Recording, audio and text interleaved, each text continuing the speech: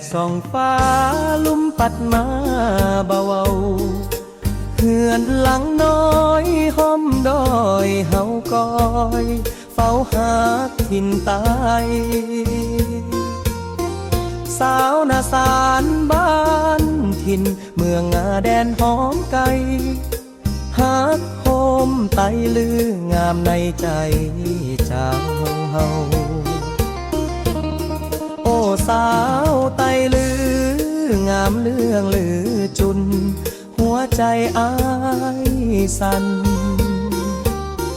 แววตายิ้มเอิบอิ่มเหมือนดังดวงดารา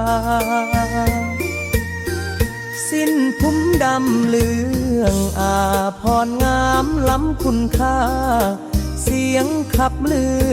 ม่วนนวลใจห้องเฮียขาอ้ายปกคือลา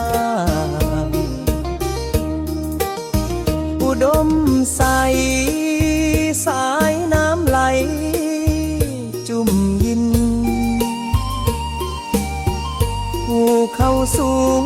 ลายล้อมลดเลื่อนงามจำจนติด